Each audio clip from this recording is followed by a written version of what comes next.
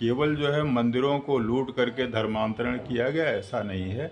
उसके पीछे कई एक कारण हैं जिसको समझने की ज़रूरत है। धर्मांतरण के पीछे एक तो ये कारण है कि जो सत्ता में होता है उसके पास नेचुरली जो है पैट्रोनेज का होता है, कुछ विशेषाधिकार होते हैं, कुछ बांट सकता है, कुछ दे सकता है।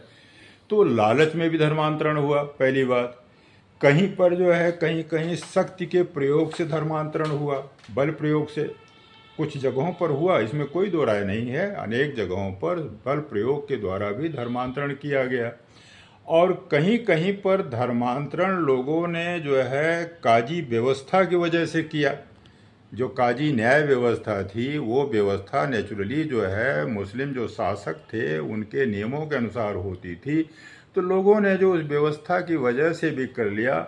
और साथ ही साथ धर्मांतरण में बहुत बड़ा योगदान सूफी संतों का भी है, क्योंकि सूफी संतों ने किया क्या कि वो एक तरह से धार्मिक सामंजस्य, आपस में मेल भाव, जैसे दरगाह हैं और तमाम चीज़ें हैं, वहाँ पर हिंदू मुस्लिम हर कोई जा रहा है तो लोगों को लगता है कि मुस्लिम इस्लाम में और हिंदुज़म में कोई फ़र्क नहीं है, सभी देवता एक से हैं, उसको अपनाओ इसको अपनाओ। इस तरह से जो है हिंदू एक लिबरल अप्रोच वाला हुआ, प्रोग्रेसिव है, तो वो अपना लिया लोगों ने, बहुत सारे लोगों ने। तो धर्मांतरण के पीछे कई एक कारण हैं, ऐसा नहीं है। अगर केवल बल प्रयोग से होता तो पता चला कि सत्ता तो ज़्यादातर दिल्ली के आसपास थी, यही मैक्सिमम धर्मांतरण होता।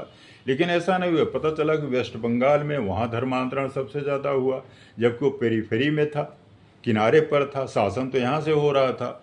इसी तरह धर्मांतरण केरला में तमाम हुआ। तो धर्मांतरण के पीछे कई एक कारण है जिसको तमाम विद्वानों ने एनालाइज किया है, उसका विश्लेषण किया है।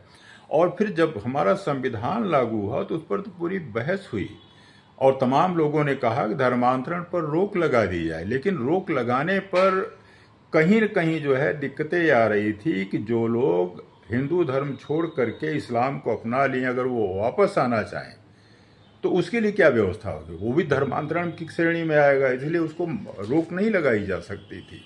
इसलिए धर्मांतरण को जो है अलाउ किया गया। हमारे कॉन्स्टिट्यूशन में व्यवस्था दी गई है कि धर्म का प्रचार प्रसार किया जा सकता है, उसके लिए स्वतंत्रता है। और प्रचार प्रसार का परिणाम जो है धर्मांतरण हो सकता है।